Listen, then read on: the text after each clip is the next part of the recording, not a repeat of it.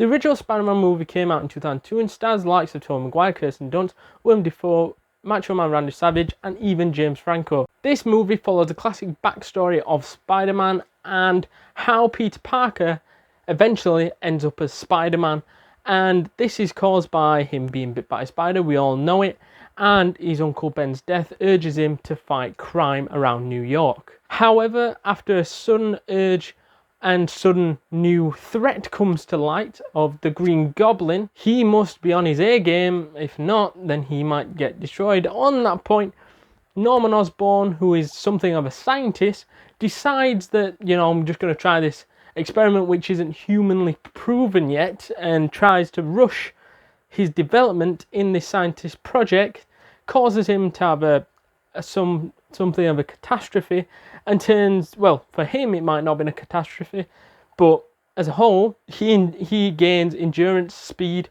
and other powers that makes him kind of mental as well, and uncontrollable. However, the real question is, will Spider-Man be able to defeat the superhuman Green Goblin, or will the Green Goblin, rule New York and set out on a path of destruction? Let's find out.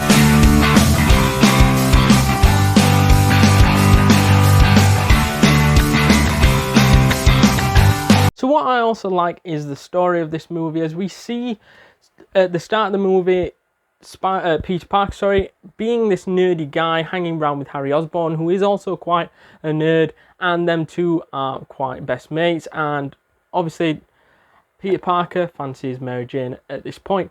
Then Peter is bit by the spider. Then after this, we then see how Peter is able to cope with his powers, as he then, after realizing how strong he is at the school, he then decides to go into this wrestling thing, not telling Uncle Ben where he's actually going, because he says he's going to the library, crosses the road and heads over to the wrestling thing. And from here, he uses his powers, he defeats Bonesaw in under 2 or 3 minutes, and he doesn't get the money he's owed, because he entered that to try to get some money so he could buy himself a car to impress Mary Jane with, as she likes cars, or likes people with cars. So from doing this, then getting mugged off, this robber comes in, tries to rob him, and Peter is like, no, I'm not going to help out because you've just fucked me over, basically.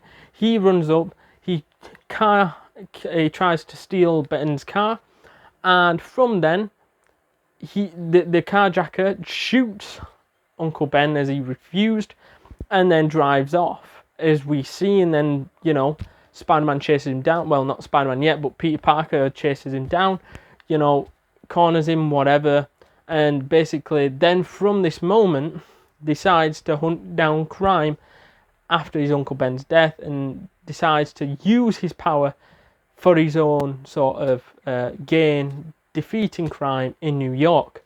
However, on the horizon is none other than Green Goblin, who is going to try to squash Spider-Man at the festival and try to disrupt New York's people, as such, as he's, throwing bombs around and shit like that, and causing a lot of problems until Spider-Man comes in, helps save a couple of civilians and Mary Jane from falling, and other things like that.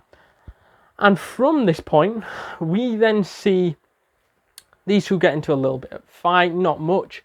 That's just things to come.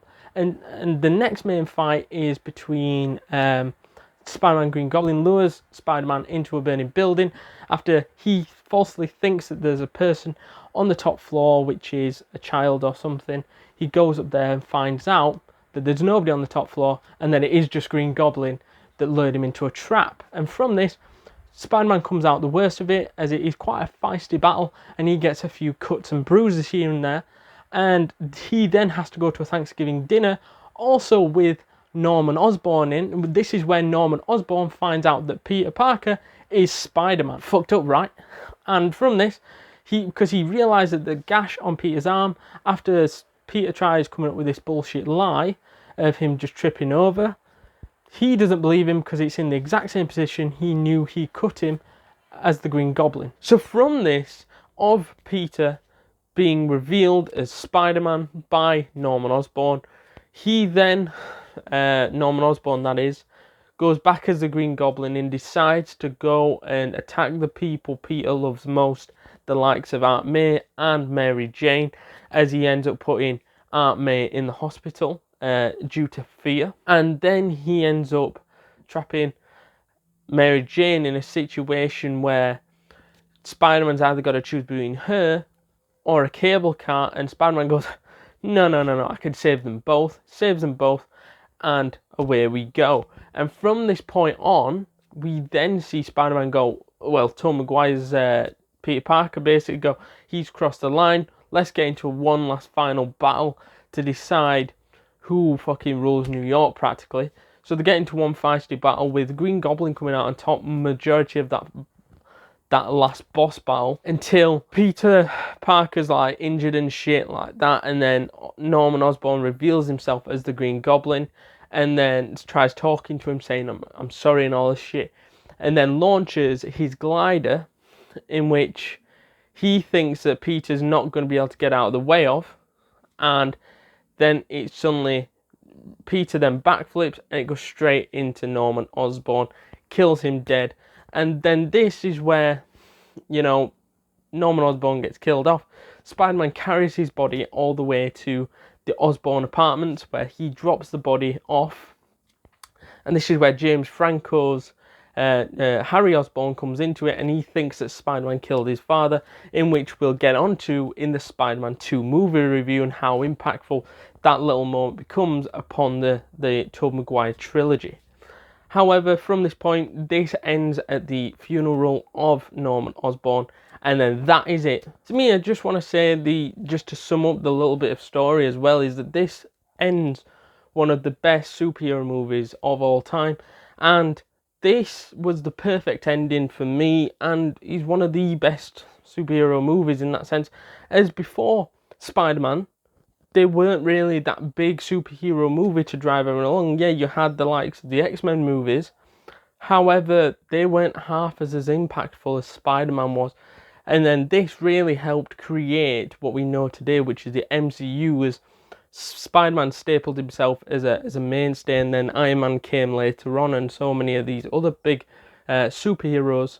So yeah, this probably helped set on the likes of the MCU and the Spider-Man franchise. I also want to talk about the actors and actresses, which were absolutely fantastic, and one of the biggest parts of this iconic film. As we had the likes of Toby Maguire absolutely ripping it up as fucking Spider-Man, which to me is the best Spider-Man. People can argue amongst themselves. Let me know which is your favourite Spider-Man, by the way. Is it Andrew Garfield, Toby Maguire, Tom Holland, or the guy out of the Spider-Man the Multiverse? As to me, I think it is Toby Maguire, as I grew up watching this guy as a kid, very nostalgic, and to me that's why he's the greatest. And because he was fucking mint. People forget how good Toby Maguire was as Spider-Man, and quick to just go, oh, he was good, but now Tom Holland's here. But no.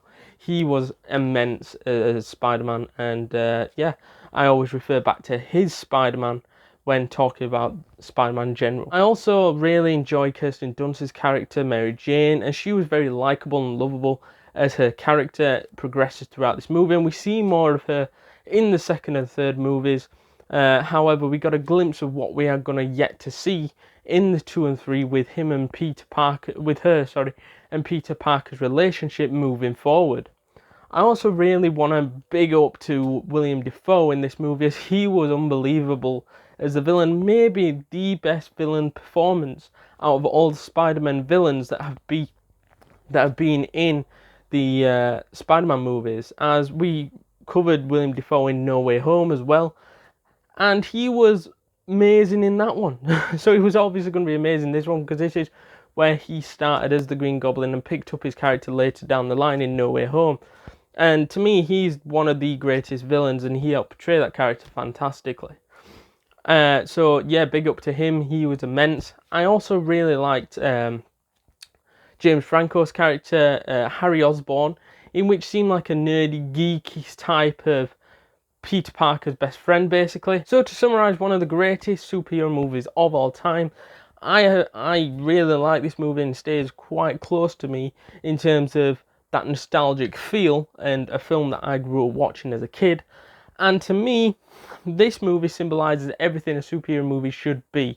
Hence why I've rated this a 9.2 out of 10 and a legendary film. Let me know down in the comments down below whether you agree or disagree with anything I've said in this review. Also, if you haven't already, hit that like button, hit that subscribe button, hit that notification bell to be alerted to all the new content this channel creates, and I shall see you guys in the next one. Later.